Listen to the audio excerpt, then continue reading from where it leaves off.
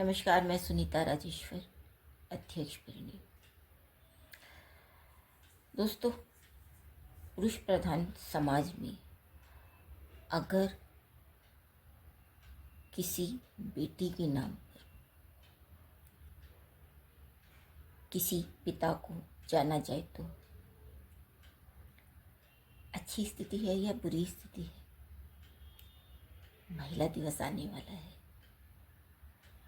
मेरा मानना है अच्छी ही बात है, क्योंकि बेटा या बेटी दोनों ही एक ही तो होते हैं। एक जैसे ही उन्हें व्यवहार मिलना चाहिए, अधिकार मिलने चाहिए, सम्मान मिलना चाहिए। और अगर कोई बेटी इस लायक है कि उसे पिता के नाम से उसकी फैमिली को उसके नाम से जाना जाए तो इससे बड़ी बात और क्या हो सकती है ना?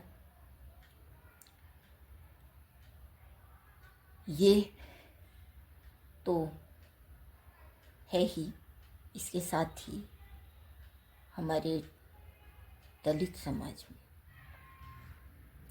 बहुत कुछ उथल पुथल हुआ है।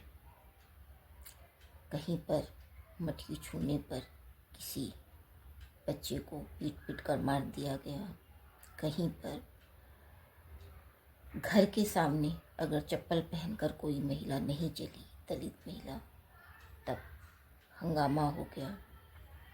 कहीं पर सिर्फ गाड़ी से टकरा जाने पर दो बच्चियों को की शादी रोक दी गई, रुकवा दी गई, झगड़ा हंगामा करके,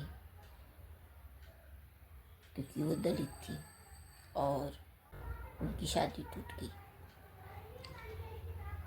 घोड़ी पर चढ़ने पर बवाल हो जाता है, पुलिस हो तब कुछ बात समझ में आती है। गुजरात का एक उदाहरण याद है ना आपको?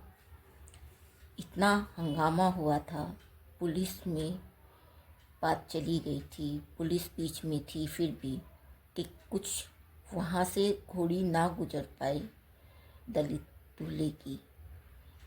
वहाँ पर कीचड़, पानी, और जब और कुछ नहीं हुआ तो सत्संग करने बैठ गए थे। मतलब उन्हें सत्संग करना मंजूर था, लेकिन एक दलित दूल्हे को वहाँ से गुजरने देना मंजूर नहीं था।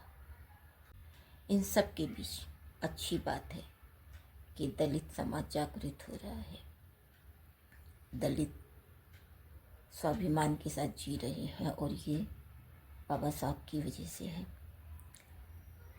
हमारे संविधान की वजह से है। और यही एक वजह है कि दलित भी अब जागरूक हैं। दलित उत्सव, दलित फेस्टिवल तब हो रहे हैं, तब मानना पड़ेगा कि हाँ, कुछ तो दलित एकजुट हुए हैं। तब निश्चित ही जात पात भी टूटेगा और दलित सम्मान भी पुनः आएगा। लेकिन यहाँ इसलिए दलित एकता, दलित एकजुटता, दलित स्वाभिमान ज़रूरी है।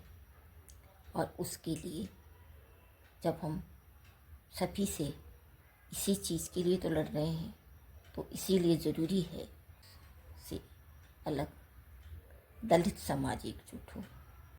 मैं सुनीता राजेश्वर, अध्यक्ष परिणी। जय हिंद, जय भारत।